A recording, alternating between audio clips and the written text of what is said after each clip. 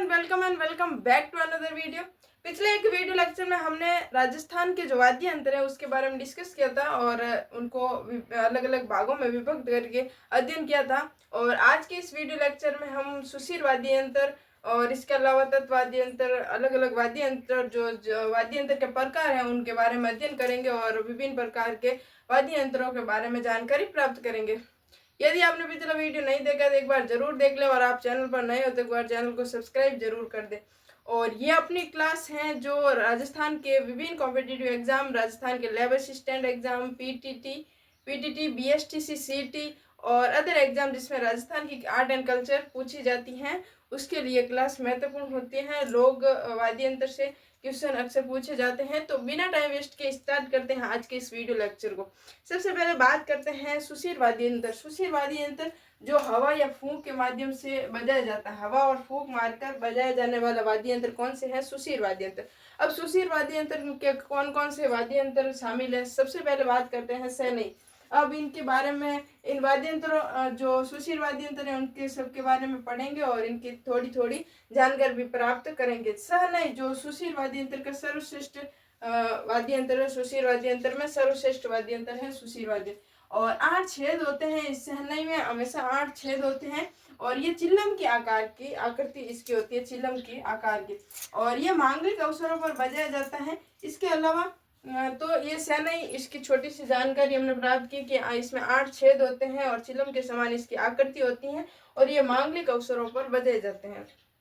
इसके बाद जो शंख है ये भी एक सुशीर वाद्य यंत्र है जो हम पूजा में काम में लेते हैं। शंख जो समुद्र जीव का भारी खोल है, वो बाहरी आवरण का बना होता है। शंख होता है ये समुद्र से हमें प्राप्त होता है, जो समुद्र जीव का भारी और बाहरी आवरण से बना होता है।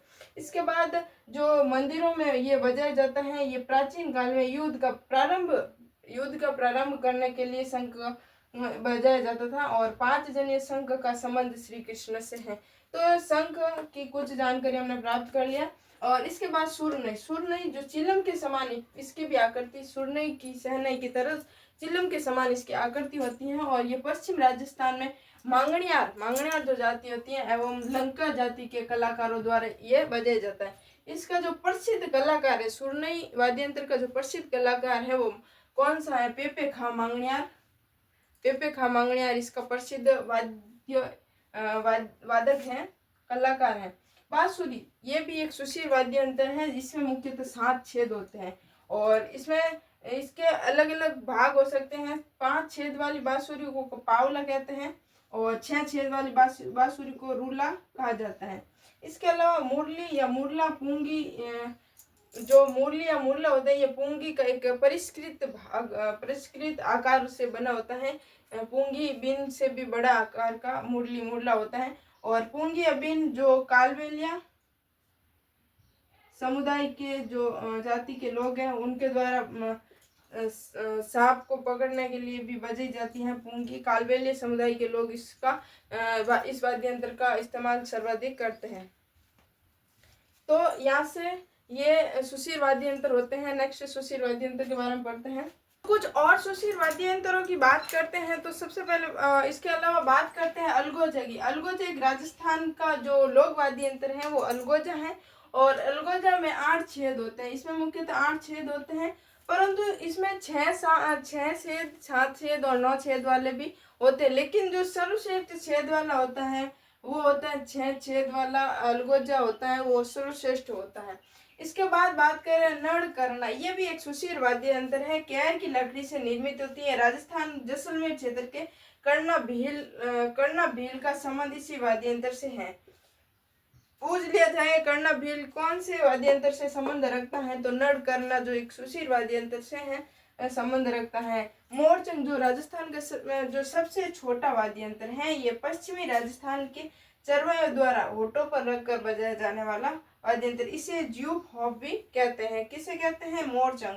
मोरचंग को ज्यूप हॉप कहते हैं और ये पश्चिम राजस्थान के चरवायों द्वारा होठों पर रखकर बजाया जाने वाला वाद्य यंत्र है और सबसे छोटा वाद्य यंत्र है मोरचंग। इसके बाद बात करते हैं मशक की। मशक एक ये बहरोज जी के भोपों द्वारा बजाए जाने वाला सुशील वाद्य यंत्र है। इसके अलावा भूगल ये प्राचीन काल में सेना के उत्साहवर्धन के लिए बजाया जाने वाला वाद्य यंत्र है सुशील वाद्य यंत्र भूगल। और इसके अलावा कुछ सुशील वाद्य यंत्र हैं जिसके बारे में हम डिटेल से नहीं पढ़ के शॉर्ट में इसके कौन कौन से सुशील वाद्य यंत्र हैं। तो कानी एक सुशील वाद्य यंत्र है, तारपी एक सुशील वाद्य यंत्र है, सीगा एक सुशील वाद्य यंत्र है, और लूरी एक सुशील वाद्य यंत्र है, नागफनी एक सुशील वाद्य यंत्र है। और जो रामनाथ चौधरी हैं ये अलगोजा वाद्य यंत्र को नाक पर रखकर बजाने में सिद्धहस्त थे। तो इस प्रकार से ये सुशील वाद्य यंत्र होता है अपना खत्म। और आज के इस वीडियो टॉपिक को यहीं पर समाप्त करते हैं। मिलते हैं एक नए वीडियो के साथ और एक नए टॉपिक के साथ। तब तक के लिए धन्यवाद।